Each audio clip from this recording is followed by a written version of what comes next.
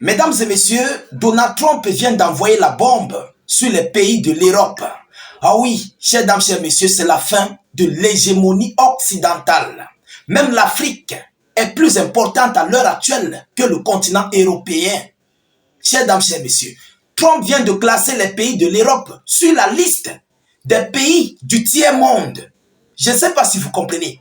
Je répète, Donald Trump a classé les pays d'Europe sur la liste des pays du tiers-monde. Alors, ceux qui ne savent pas ce qui veut dire les pays du tiers-monde, ce sont des pays très pauvres qui n'ont même pas le droit de parler lorsque les pays parlent. Vous comprenez? Des pays pauvres, endettés, des pays qui n'ont même pas le droit de s'exprimer.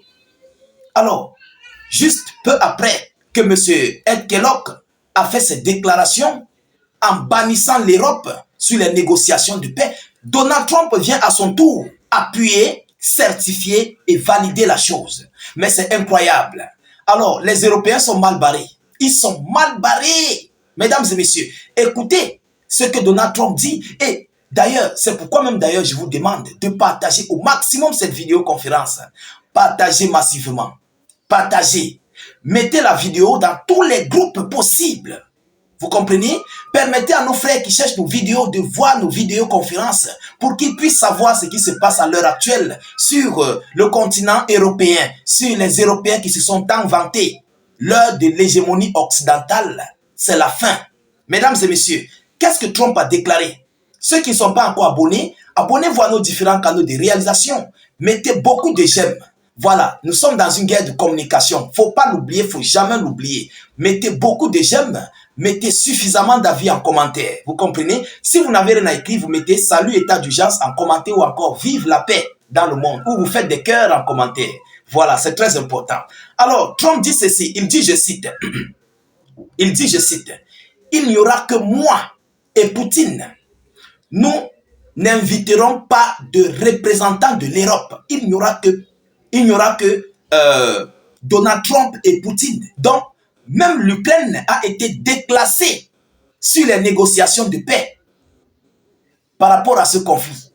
Il dit bien, je cite, il n'y aura que moi, donc lui, Donald Trump et Vladimir Poutine sur la table de négociation. C'est pourquoi il dit, il n'y aura que moi et Poutine. Nous n'inviterons pas de représentants de l'Europe. Nous n'inviterons pas de représentants de l'Europe. Ce qui veut dire, il n'a pas cité Zelensky. Donc, Zelensky est automatiquement banni des négociations de paix. Mais en tout état de cause, mesdames et messieurs, je crois qu'en ce moment-là, Zelensky doit avoir raison. Il doit avoir raison.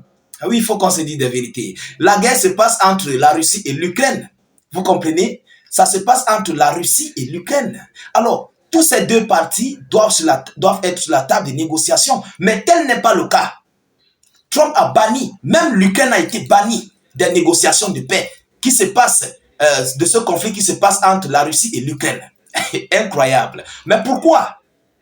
Alors, sachez-le bien, parce qu'à l'heure actuelle, il n'y a pas de dirigeant légitime en Ukraine. Voilà en fait ça. Il n'y a pas de dirigeant légitime en Ukraine. Et Donald Trump sait bien que ce conflit a été financé par les États-Unis d'Amérique. Donc c'est à lui de réparer cette erreur. Et vous savez, vous comprenez que ce que Trump est en train de dire, tout ce qui est en train de s'en découdre, ce sont les propositions de Vladimir Poutine. Bannir l'Europe sur la table de négociation, interdire à l'Ukraine d'intégrer l'OTAN et l'Union européenne et de négocier directement entre la Russie et les États-Unis d'Amérique sans l'Europe. Et c'est ce que M. Trump est en train de montrer aux yeux du monde. On va aller plus bas dans les profondeurs. Mesdames et messieurs, partagez massivement. Partagez. Je vous en prie. Alors, il continue en disant, il n'y aura pas de guerre pour moi. Et si l'Europe a un problème avec cela, alors, laissons la Russie la vaincre, toute seule, sans participation américaine. Vous comprenez la partie? Il n'y aura pas de guerre pour moi. Et si l'Europe a un problème avec cela, alors laissez la Russie la vaincre, toute seule, sans la participation américaine. Donc, si les Européens ne sont pas d'accord avec ce que M. Donald Trump vient de déclarer, lui, en tout état de cause, il va se retirer. C'est ce que cela veut dire. Il va se retirer et la Russie va marcher sur eux. Est-ce que vous comprenez que lui ne serait pas prêt à prendre un parti pris pour l'Europe, vous comprenez, pour faire face à la Fédération de Russie? C'est ce que cela veut dire. Nous allons encore aller plus bas dans les profondeurs. Alors, il continue en disant, pourquoi je ne veux pas que l'Union européenne soit présente? Alors, il dit, je cite, parce que les représentants ont besoin de faire la guerre. Ils ont besoin, eux, les Européens, les représentants de l'Europe, ont besoin de faire la guerre. Ils ont besoin d'un conflit à long terme pour couvrir leur incompétence, leur lobby et leur argent volé. Vous comprenez? Je crois que Trump a raison. Trump a raison sur cette affaire. Ces gens veulent faire la guerre à long terme pour couvrir leurs défaites, pour couvrir ici leur argent qui a été volé, pour couvrir les lobbies qui ont financé ce conflit. Vous comprenez? Il continue en disant, mesdames et messieurs, il dit, je cite, « Je classe déjà l'Union européenne comme un pays du tiers-monde. » Maranatha, partagez-moi cette vidéo. Partagez-la massivement. Je classe déjà l'Union européenne comme un pays du tiers-monde, mais elle est un peu mieux lotie. Personne ne lui dicte quoi que ce soit. Il continue en disant, je ne négocierai pas avec ceux qui veulent prolonger le conflit. Je ne négocierai pas avec ceux qui enverront plus d'argent. Je ne négocierai pas avec ceux qui essaieront d'obtenir plus d'initiatives en matière de munitions. Je ne négocierai pas avec ceux qui essaieront de prolonger le conflit. Je crois que Trump a raison. Il ne veut pas négocier avec ceux qui veulent un conflit à long terme. Il ne négocie pas avec ceux qui veulent continuer à avoir des renforcements militaires, des fournitures militaires. Il ne veut pas négocier avec tout cela, en fait, qui veulent la continuité globale. Donc, ça enveloppe tout global de ce conflit. Vous comprenez? À la fin, il dit, je cite, je négocierai la paix, qui est évidemment un mot très censuré dans l'Union européenne. Maranatha. Je négocierai la paix, qui est évidemment un mot très censuré dans l'Union européenne. Mesdames et messieurs, Donald Trump vient de toucher du doigt la partie qui fait mal. Alors où je vous parle, c'est la débandade totale du côté de l'Union européenne. Ils sont en train de lire l'heure. Il n'y a plus rien à faire. Les Occidentaux sont dépassés. Ils sont débordés. Donald Trump a lâché l'Union européenne en plein vol.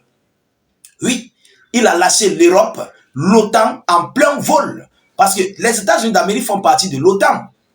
Il les a tous abandonnés. Ne soyez pas surpris qu'il prenne la décision de sortir de l'OTAN. Ne soyez pas surpris. Et rien ne va l'empêcher. Alors, si Donald Trump arrive à ce niveau, à ce stade, c'est la dissolution de l'OTAN. Parce que c'est la Turquie qui serait la deuxième plus grande puissance militaire au sein de l'OTAN. Vous comprenez? Si cela arrive à ce niveau, Yormani, l'heure est grave. C'est gâté. Alors, chers dames, chers messieurs, qu'est-ce que Volodymyr Zelensky va dire à son peuple demain après-demain? Et malgré tout ce qui se passe, les Européens continuent de soutenir l'Ukraine. Ils continuent d'envoyer des munitions. Ils continuent d'envoyer des armes. Pour faire quoi? Pour faire la guerre. Et si Donald Trump se retire, que bon, lui, il a essayé, mais les alliés de Zelensky n'ont pas voulu, qu'est-ce qui va se passer? Alors, ça serait le déclenchement d'une confrontation entre l'OTAN et la Fédération de Russie. Et la Russie va marcher sur l'OTAN, va marcher sur l'Union européenne. Soyons-en sûrs. Parce que la Turquie va décider de ne pas agir. Je connais les Turcs, ils vont décider de ne pas agir. Depuis que ça a commencé là, est-ce que vous voyez les Turcs parler? Jamais. La Turquie ne parle pas. Oui, Dieu connaît le bagage qui est lourd. La Turquie connaît que voilà les deux vautours, Washington et Moscou. Ce sont les deux vautours. Donc, s'ils prennent une initiative, vaut mieux rester neutre. Parce que, qui dit la Turquie, dit les États-Unis d'Amérique, dit la Fédération de Russie. Donc, pour la Turquie, il est impossible de prendre un parti pris. Vaut mieux rester neutre. C'est ce que les Turcs font en tant que deuxième plus grande puissance de l'OTAN. deuxième plus grande puissance militaire de l'OTAN. Vous comprenez? Et s'il n'y a pas les États-Unis d'Amérique, il n'y a pas la Turquie. Qu'est-ce que le reste va faire? Je crois que rien. Les Britanniques, l'Allemagne ne pourront pas supporter la Russie. Et quiconque déclenchait la guerre contre la Russie a provoqué l'Iran qui a signé son accord global avec la Corée du Nord qui a signé son accord global. À quel niveau ce conflit va arriver? Ça serait l'anéantissement de l'Europe brutal. Il faut qu'on se dise des vérités. Vous comprenez? Mesdames, Mesdemoiselles et Messieurs, l'heure est grave. Nous continuons de suivre cette actualité le plus près que possible. De votre côté, continuez de vous abonner au maximum si vous ne l'avez pas encore fait. Mettez vos avis en commentaire et surtout, rassurez-vous de mettre suffisamment de j'aime dans cette vidéoconférence. Je vous prie encore une fois de plus de mettre beaucoup et beaucoup de pouces bleus sur suivre sur Facebook là en dessus. Cliquez sur le bouton suivre et sur YouTube, vous cliquez sur le bouton s'abonner pour ne plus rater nos prochaines vidéos d'actualité. Nous allons suivre ce dossier le plus près que possible. Je vous reviens tout à l'heure pour une prochaine série d'actualités. Soyez encore salués une fois de plus. Ciao, ciao.